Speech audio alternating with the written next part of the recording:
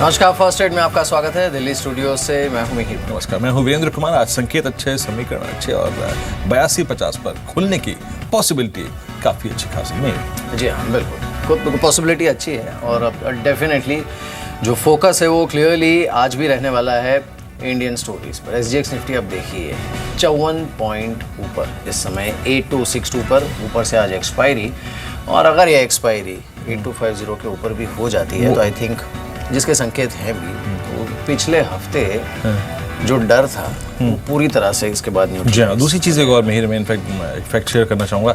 जो outstanding Y इस series में अभी भी खड़ा है, जो रोल होना बाकी है, जिसकी आज आखिरी दिन है, वो अधिकतर जो वाई खड़ा हुआ है मिहिर, वो शॉर्ट साइड का है, वो मंदी की पोर्शन है। और ये 54 अंकों के फ्रैक्शन से अगर आप देखें ओपनिंग होती है तो ये उस आउटस्टैंडिंग वाई जो कि जून की सीरीज में अभी भी खड़ा हुआ है उस पर प्रेशर डालेगी, क्योंकि उसको आज या तो कटना है या रोल होना है।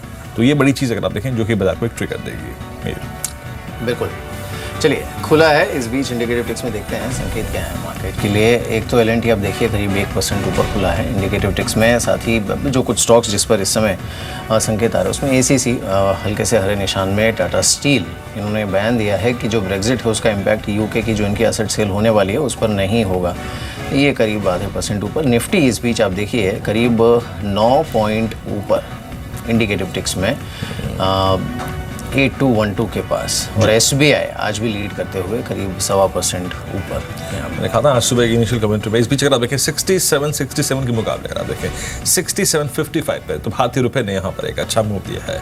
तो देख लीजिए बीते शुक्रवार से बृहस्पतिवार तक आते आते कितनी स्मार्ट रिकवरी, अप्रॉक्सीमेटली अगर आप देखें 54 पैसे की recovery from that low of 68.8 जिस दिन ब्रेग्जिट हुआ था।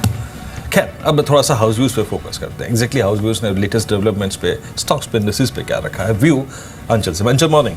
Good morning Virendra. शुरुआत करेंगे पहले सोभा लिमिटेड के ऊपर। मॉर्गन स्टैनली ने एक नई रिपोर्ट जारी की है। खरीदारी की सर अपनी ओवरवेट रेटिंग को बरकरार रखा है, एक अच्छा निवेश का विकल्प है उनका मानना है। और जो टारगेट वो दे रहे हैं उनका मानना है आगे चल के 407 रुपये के लक्ष्य सोभा लिमिटेड जल्द दिखा सकता है। देखिए ट्रिगर ये है कि कंपनी ने कल ही लॉन्च किया है, एक लग्जरी प्रोजेक्ट लॉन्च किया है दिल्ली NCR में, और ऐसे और प्रोजेक्ट्स पाइपलाइन में। और वो मानते हैं मॉर्गन स्टैनली की मार्जिन्स को, ये लग्जरी प्रोजेक्ट्स मार्जिन्स को ड्राइव करते हुए दिखेंगे। वहीं दूसरी ओर एक्साइड के ऊपर गोल्डमैन सैक्स की रिपोर्ट आई है। काफ़ी समय से गोल्डमैन सैक्स बेरिश था एक्साइड पे, अब थोड़ा सा व्यू चेंज हुआ है। पहले तो उन्होंने उसे एशिया पैसिफिक सेल लिस्ट से हटाया है एक्साइड को, और जो रेटिंग है उसे अब सेल से बढ़ाकर न्यूट्रल की है। टारगेट भी इंप्रूव किया है, 141 से बढ़ा के 156 रुके है। लेकिन अभी भी उनका मानना है अगर बैटरी स्पेस में देखें तो अमरा राजा बैटरी ज़्यादा बेहतर पिक है और वहाँ पे निवेश करके ज़्यादा बेटर रिटर्न मिल सकते हैं। दूसरी ओर सिटी ने भारतीय इंफ्राटेल के ऊपर अपनी खरीदारी की सलाह को बरकरार रखा है। लक्ष्य दे रहे हैं 480 का। बार बार एक ही बात रिपीट करती आया है सिटी। पहले भी कहा है कि जो प्राइसिंग प्रेशर है वो टावर कंपनियों पे है, जबकि जो टावर डील्स हैं उनमें ज़्यादा upper hand negotiation power tower companies को मिलना चाहिए, उसके बावजूद भी टेलकोस को मिलता है। और इस बारी भी जो भारतीय इंफ्रा ने नई डील की है उसमें भी यही हुआ है, जिसकी वजह से कंपनी के नियर टर्म जो फाइनेंशियल है उस पर ज़रूर डेंट आता हुआ दिखेगा। बट हाँ, लॉन्गर टर्म में अभी भी स्टोरी बरकरार है। साथ ही CLSA Bank of America Merrill Lynch, माफ़ कीजिएगा, उन्होंने रिलायंस कम्युनिकेशन के ऊपर एक नई रिपोर्ट जारी की है। अंडर परफॉर्म रेटिंग को बरकरार रखा है और लक्ष्य 42 का दिया है। ओवरऑल उनका मानना है कंसोलिडेशन जारी ज़रूर है, लेकिन भारतीय और आइडिया ज़्यादा बेटर पिक्स हैं टेलीकॉम सेक्टर में। CLSA ने टाटा मोटर्स के ऊपर एक नई रिपोर्ट जारी की है, निवेश की सलाह दे रहे हैं और लक्ष्य 545 का दिया है। ब्रेक्जिट का इम्पैक्ट डेफिनेटली आता हुआ मिलेगा, जो वॉल्यूम्स है उस पर डेंट आ सकता है, लेकिन क्योंकि JLR जो इसकी एक हाई मार्जिन प्रोडक्ट है उसके इतने हैवी मार्जिन्स के चलते जो वॉल्यूम डेंट है वो उतना इम्पैक्ट नहीं करता हुआ दिखेगा फाइनेंशियल्स को। डॉयचे बैंक ने लास्टली SBI के ऊपर एक नई रिपोर्ट जारी की है, खरीदारी की सलाह दी है, लक्ष्य को करीब 13% बढ़ाया है और अब 270 का दिया है। ओवरऑल PSU स्पेस में से, बैंकिंग स्पेस में से उनका मानना है SBI सबसे अच्छी पिक है और यहाँ से अभी और स्पेस बाकी एक अच्छा रिटर्न दे सकती है। बिल्कुल। चलिए इस बीच आज कुछ स्टॉक्स जिन पर आपको नज़र रखनी चाहिए।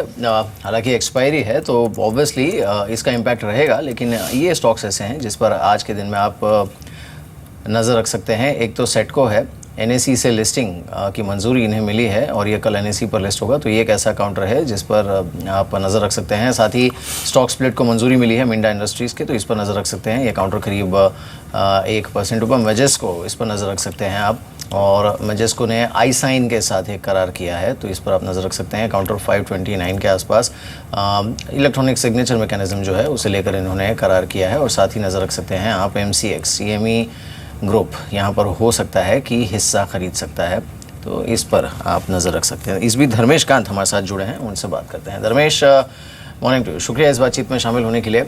So you know it's almost given now कि एक जो नर्वसनेस 8200 के लेवल को लेकर थी, फॉर द टाइम बिंग वो काफ़ी सबसाइड हुई है, 8250 पर नज़र है, आज सेटलमेंट भी है। आपका व्यू क्या है मार्केट पर इस समय? या गुड मॉर्निंग। सी, हम लोगों का व्यू हमेशा से एक पॉजिटिव और सकारात्मक था मार्केट पे, and we always expected that exit हो या ब्रेग्जिट हो, ये 2-4 दिन का फिनोमिना रहेगा, एंड देन फंडामेंटल्स भी play out in the market, और फिर मार्केट इसको डिस्काउंट करके आगे बढ़ जाएगा। इंडियन मार्केट का outperformance with respect to global and emerging peers was also what we were focusing on, and actually वो उसी से प्ले आउट भी हुआ। अब जैसे कि हम लोग अब अर्निंग सीजन 2 हफ्ते में देखेंगे तो वहाँ पर काफ़ी जो ग्रीन शूट्स दिखा था Q4 FY16 में, वो सीमेंट होता है या नहीं होता, वो Q1 FY17 का अर्निंग्स में पता चलेगा। और हमें आशा है कि ये होना चाहिए, because we expecting 12 to 15% kind of sales and PAT growth in FY17। Monsoons के प्रोग्रेस काफ़ी अच्छे हुए, इनिशियल थोड़ा सा डर जरूर था, बट अब वो 12% के आसपास आके घट गया डेफिशिएंसी का जून में। जुलाई एंड अगस्त मेजर मंथ है, तो that will be closely watched. And 7th पे कमीशन कल जो रिलीज हुआ, again a big booster for the market. Expiry में भी अराउंड 8200 से 8250 के बीच में हो, बट मुझे लगता है कि रियल तेजी है वो कल से शुरू होगी, एंड वहाँ पर फिर आप 84-8500 जुलाई के मंथ में देखेंगे निफ्टी पे। चलिए समित, आखिरी प्रश्न आपसे, कोई रेस्ट ऑफ द डे के लिए कोई स्टॉक जो आपके रडार पे रहेगा?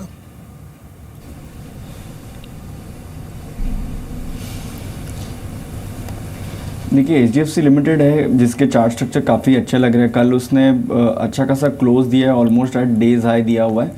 सो हमें लग रहा है HDFC लिमिटेड में थोड़ी तेज़ी कंटिन्यू हो सकती है। 1280 से लेकर 1285 के हमारे नियर टर्म टारगेट्स है इसमें, तो HDFC लिमिटेड पे ध्यान देना चाहिए। और उसके अलावा हमने ऑलरेडी 3 बाय सजेस्ट किए हुए हैं। सो स्टॉक स्पेसिफिक एक्शन मार्केट में कंटिन्यू रहेगी और ओवरऑल पॉजिटिव बाय से ट्रेड करना चाहिए।